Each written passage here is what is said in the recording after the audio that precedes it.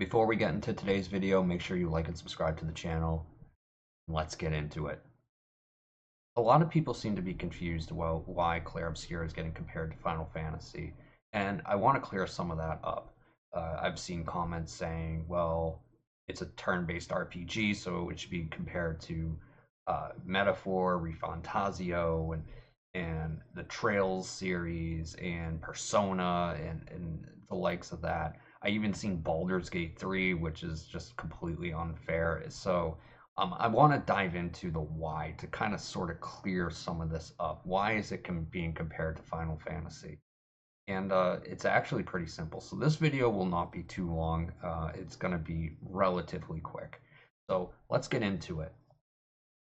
So with Clair Obscure, the thing about it is visually and stylistically is similar to Final Fantasy. Both Final Fantasy and Clair Obscure do model rigging that looks lifelike, human-like, and it is something you don't see in those other RPGs that that I listed, the JRPGs.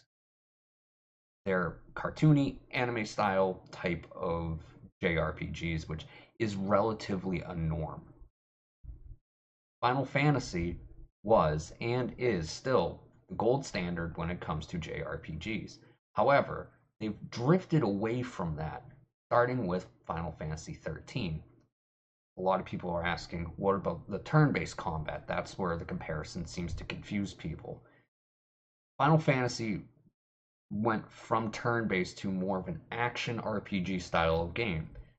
13, though it was still turn-based, people didn't really like it too much. They tried something different. It didn't hit. It is what it is. I didn't hate it. I kind of enjoyed it. 15 definitely went to that ARPG style, the action RPG. And 16 was you push the buttons, you win the game. There was no turn based. You just slam the buttons until everything dies. They did have the quick time events with the icon battles, but those are quick time events. Again, not turn based. Stylistically, they're very similar.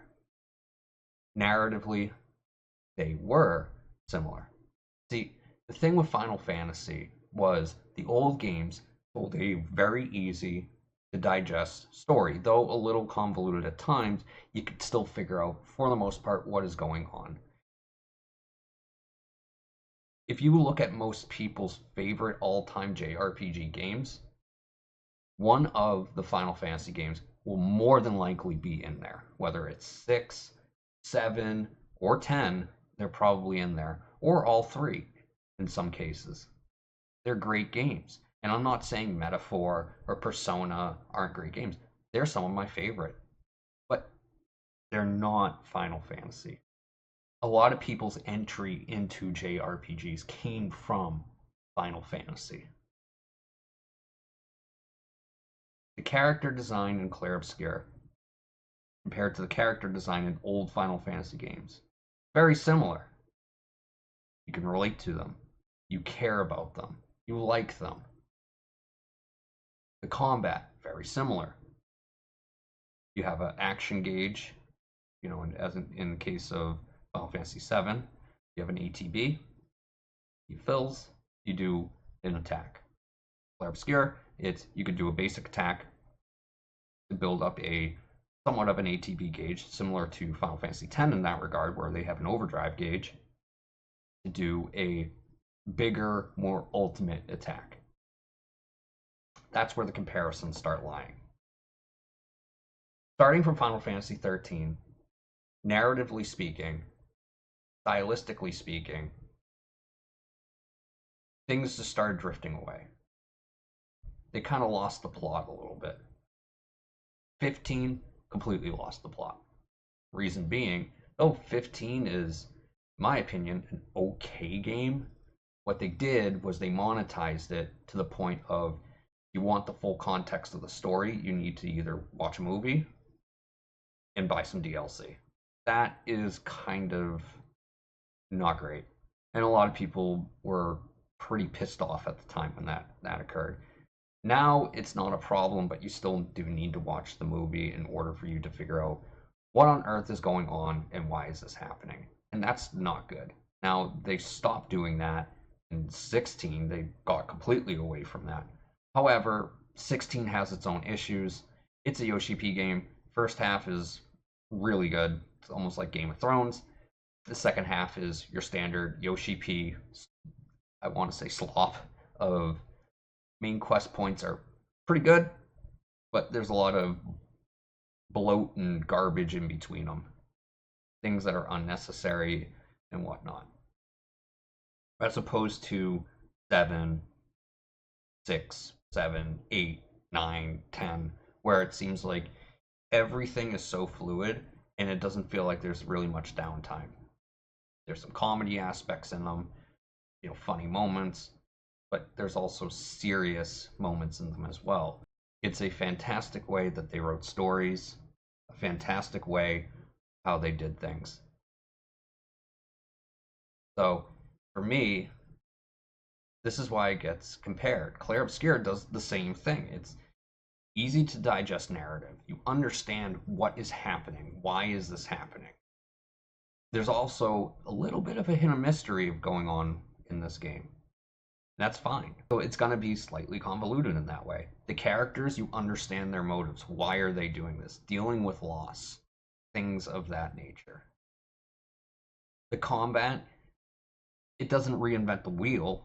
There are certain things that are 100% similar to your standard traditional JRPGs. And I do want to preface that Clair Obscure is not a JRPG, meaning it's not a Japanese RPG, but it is a JRPG in nature, which means that it has a certain style. Turn-based combat, third person, usually it's from behind the camera angle. It has your basic attack, a skill, an ultimate ability once you build everything up. Yeah, it adds evade, which evade is normally built off of speed of your character, or it's built around a spell you can do. Same thing with the parry. Parry system in the game is different.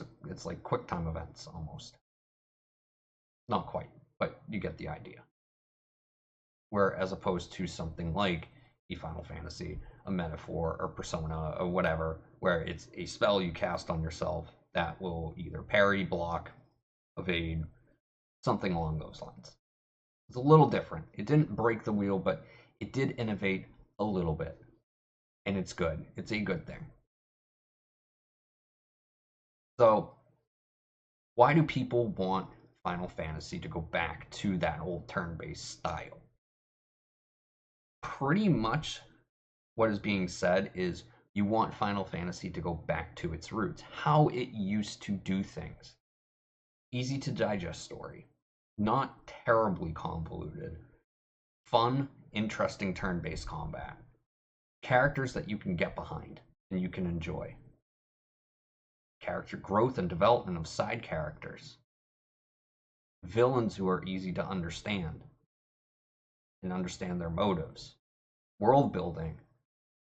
What is this world? Look at Final Fantasy X. In the world of Spira, it's interesting. This is why people are making this comparison. They're going to make the comparison to the gold standard in JRPGs, and they just want Final Fantasy to go back to their roots. Because that's what made them good.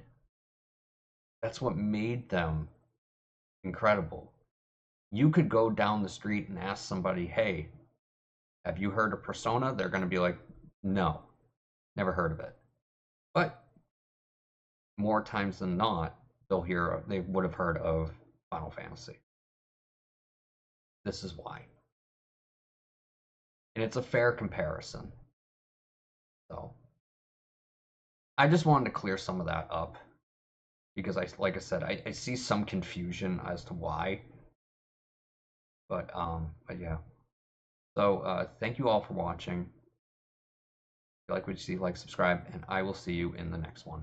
Bye everyone.